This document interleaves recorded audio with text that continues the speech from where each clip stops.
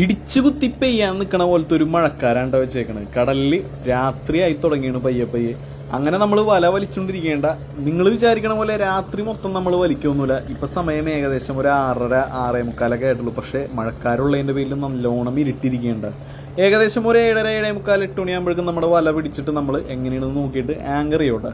അപ്പോൾ ബോട്ട് വല വലിച്ചുകൊണ്ടിരിക്കുന്ന സമയം എന്ന് വെച്ച് കഴിഞ്ഞാൽ നമുക്ക് റെസ്റ്റുള്ള ടൈമാണ്. അന്നേരം വലപ്പണി എന്തെങ്കിലും ഉണ്ടെന്നുണ്ടെങ്കിൽ അത് ചെയ്യുക. അല്ലാന്നുണ്ടെങ്കിൽ ഇതുപോലെ ഫോണിൽ സിനിമ അല്ലെങ്കിൽ ഗെയിമൊക്കെ കളിച്ചിങ്ങനെ ഇരിക്കോട്ടെ. കാരണം റേഞ്ചും കാര്യങ്ങളൊന്നും കിട്ടില്ല.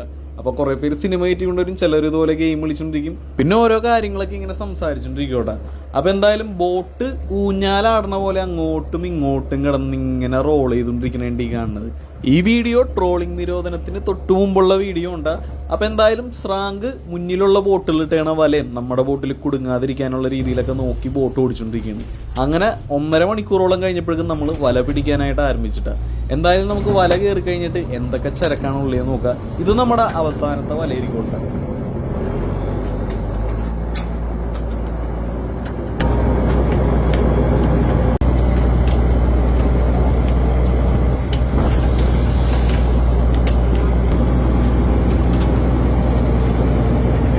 ഇത്ര നേരം പെയ്യാണ്ടിരുന്ന മഴ കറക്റ്റായിട്ട് ആ വല പിടിക്കുന്ന സമയത്ത് അങ്ങോട്ട് പെയ്തേക്കണം. എന്താണെന്ന് നോക്കി. വല പിടിക്കാൻ സ്രാങ്ക് ഹോൺ അടിച്ചു കഴിഞ്ഞാൽ കാറ്റും കോളുമല്ല എന്ത് വന്നു കഴിഞ്ഞാലും നമ്മൾ വല പിടിച്ച് കയറ്റോട്ടെ.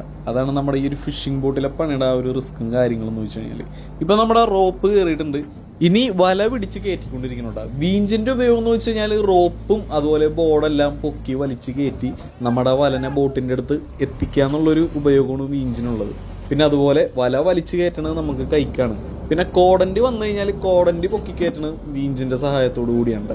അപ്പോൾ അതെ നമ്മുടെ ചരക്ക് കയറി വല വലിച്ചിട്ടിട്ട് നമ്മുടെ ചരക്ക് കയറി വന്നേണ്ടി കണ്ട ഇതാണ് കോടൻ്റ് എന്ന് പറയും. അതായത് ഈ മൂടുവലനെയാണ് നമ്മൾ കോടൻ്റ് എന്ന് പറയുന്നത്. എൻഡാണത്, ഈ വലയുടെ എൻഡാണ്. എല്ലാ മീനുകളും വന്ന് നിൽക്കണമെന്ന് വെച്ച് കഴിഞ്ഞാൽ ഈ എൻഡിനകത്താണ്. അപ്പോൾ ചരക്ക് പൊട്ടിച്ചിട്ട് എന്തൊക്കെ മീനാണ് നമുക്ക് കിട്ടിയേക്കണേന്ന് ഒന്ന് നോക്കാട്ടോ.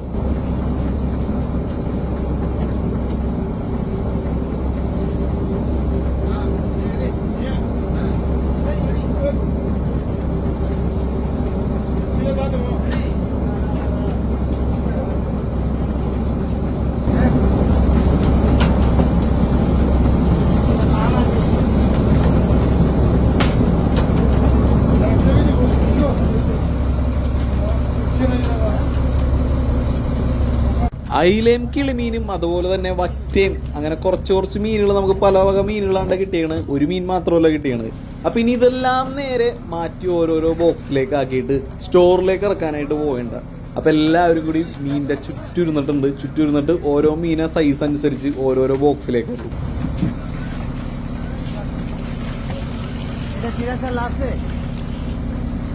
അതിൻ്റെ ഇടയിൽ നമ്മുടെ കിച്ചൺ മാസ്റ്റർ ആണെന്നുണ്ടെങ്കിൽ വലയെന്ന് നല്ല കിടിലൻ കിളിമീനുകളെ നോക്കിയെടുത്തിട്ട് നമ്മളിന്ന് കറി വെക്കാനായിട്ട് പോകണ്ട.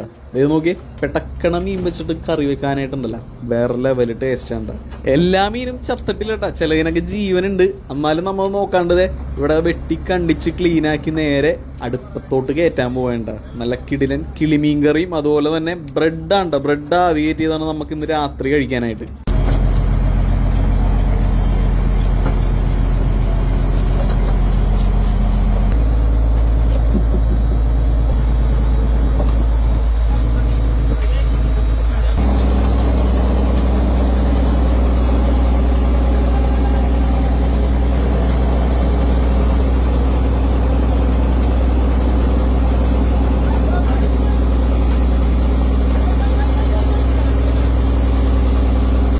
നമ്മൾ പിടിച്ച മീനുകളെ തരംതിരിച്ച് ഓരോരോ ബോക്സിലേക്കാക്കും. എന്നിട്ട് ആ മീനെ കടൽ വെള്ളം വെച്ച് നന്നായിട്ട് കഴുകിയിട്ടാണ് നമ്മൾ നേരെ സ്റ്റോർ റൂമിൻ്റെ ഉള്ളിലേക്ക് സ്റ്റോർ ചെയ്യാനായിട്ട് ഇറക്കണേട്ടാ.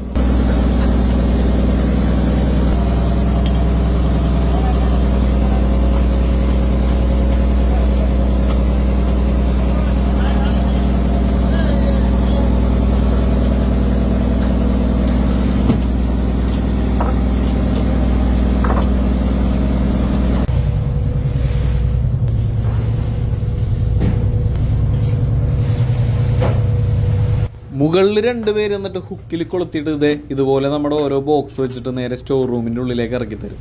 ഇതിൻ്റെ ഉള്ളിൽ 4 പേരോളം ഉണ്ടാവും. 4 പേരുണ്ടാവണമെന്ന് വെച്ച് കഴിഞ്ഞാൽ 2 പേര് ഐസ് പൊട്ടിക്കാനായിട്ട്, 2 പേര് സ്റ്റോർ ചെയ്യാനായിട്ട്. അപ്പോൾ കൂടുതലും ഇപ്പോൾ ഹിന്ദിക്കാരൊക്കെയാണ് നമ്മുടെ സ്റ്റോർ റൂമിൽ ഐസ് ചെയ്യാനായിട്ട് ഇറങ്ങുന്നത്. പിന്നെ വേറൊരു കാര്യമുണ്ട്, നമ്മൾ മീൻ സ്റ്റോർ ചെയ്യുമ്പോഴായാലും ശ്രദ്ധിക്കണം. കറക്റ്റായിട്ട് സ്റ്റോർ ചെയ്തില്ല എന്നുണ്ടെങ്കിൽ മീൻ ഉടഞ്ഞു പോകാനും അതുപോലെ ചീത്തായി പോകാനും വില കിട്ടാതിരിക്കാനൊക്കെ ഉള്ള ചാൻസ് ഉണ്ട്. ഐസ് മാത്രം സ്റ്റോർ ചെയ്ത് വെച്ചേക്കണം നമ്മളെ ഏറ്റവും മുന്നിലായിരിക്കും, അത് പ്രത്യേക കള്ളിയായിരിക്കും.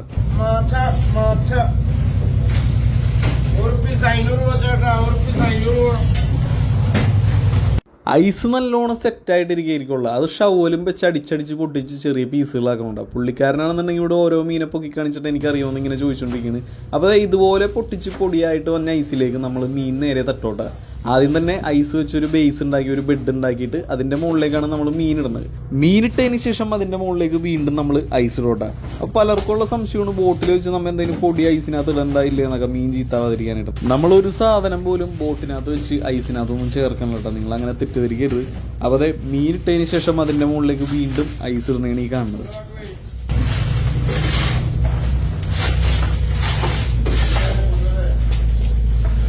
അയില സ്റ്റോർ ചെയ്യുമ്പോൾ നമ്മൾ മുന്നേ ചെയ്ത പോലെ അല്ല ഐസ് ചെയ്യണം, ബോക്സിനകത്താണ് അയില ഐസ് ചെയ്യണത്. കാരണം മീൻ പെട്ടെന്ന് ഉടഞ്ഞു പോകാനായിട്ടുള്ള ചാൻസ് ഉണ്ട് അതുപോലെ ചെയ്ത് കഴിഞ്ഞാൽ. അതുകൊണ്ട് ഐസിനകത്ത് വെള്ളം നിറച്ചാണ് നമ്മൾ അയിലിടുന്നത്.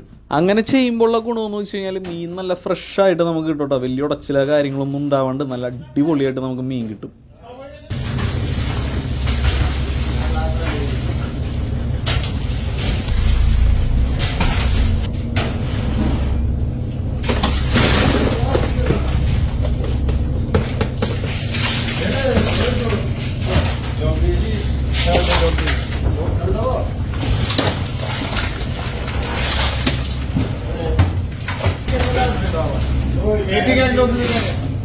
സ്റ്റോർ റൂമിലെ പരിപാടിയെല്ലാം കഴിഞ്ഞ് മുകളിലേക്ക് ചെന്ന് നമ്മുടെ കിച്ചണിലേക്ക് കയറിയപ്പോഴേക്കും മീൻ ഇവിടെ ഇടാനായിട്ടുള്ള രീതിയിൽ മസാല ഇവിടെ തിളച്ചുകൊണ്ടിരിക്കുന്നുണ്ട്.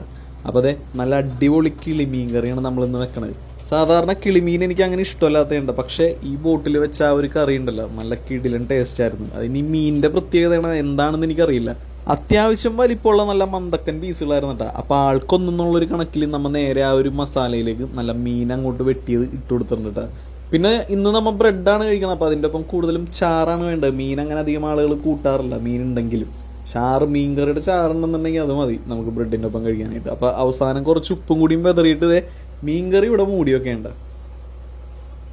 രാത്രിയിലത്തേക്ക് നമ്മൾ ഒട്ടുമിക്ക സമയങ്ങളിലും ബ്രെഡ് അല്ലെങ്കിൽ ചപ്പാത്തിയാണ് എടുക്കാറ്. അപ്പോൾ മീൻ കറി ഇവിടെ തുറന്നപ്പോഴേക്കും നല്ല തിളയൊക്കെ വന്ന് അങ്ങോട്ട് തിളച്ച് മറിഞ്ഞുകൊണ്ടിരിക്കുകയാണ്. ഏകദേശം റെഡി ആയിട്ടുണ്ട്. നേരെടുത്ത് മാറ്റി ഇഡ്ഡലി പാത്രത്തിലേക്ക് ബ്രെഡ് ഓരോന്നോരോന്നായിട്ട് അട്ടിയിട്ട് വെച്ച്, പിന്നെ ചോറ് കഴിക്കണ കുറച്ച് പേർക്ക് ചോറും ഉണ്ടട്ട.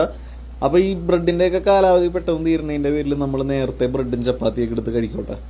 ചോറ് കഴിക്കണവർ ചോറ് കഴിക്കണുണ്ട്, ചോറ് വേണ്ടവർ ഉച്ചക്ക് പറഞ്ഞു കഴിഞ്ഞാൽ ചോറ് കുറച്ച് മാറ്റി വെക്കോട്ടെ നമുക്ക് കൂടുതലുണ്ടെന്നുണ്ടെങ്കിൽ. അതുപോലെ കുളിച്ചൊക്കെ കഴിഞ്ഞിട്ടാണ് നമ്മൾ ഭക്ഷണം കഴിക്കണത്. ഇഡ്ഡലി പാത്രത്തിൽ ഇവിടെ ബ്രെഡ് ആവി കയറ്റിയത് റെഡി ആയിട്ടുണ്ട്. അപ്പം മീൻ ഓരോ പീസ്, പിന്നെ ചാറ്, പിന്നെ നല്ല ആവി കയറ്റിയ ചൂട് ബ്രെഡും, ഇതെല്ലാം കൂടിയും കൂട്ടി നമുക്കൊരു കാര്യം ചെയ്യാം, ഒരു പിടി അങ്ങോട്ട് പിടിക്കട്ടെ.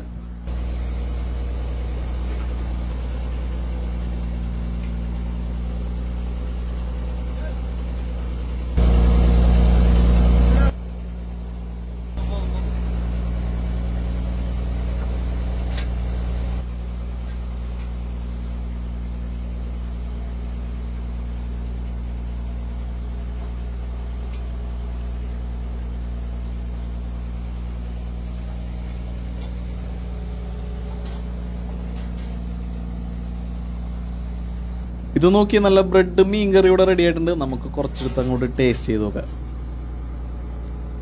ആഹാ, അടിപൊളി ടേസ്റ്റ്, കൊള്ളാം.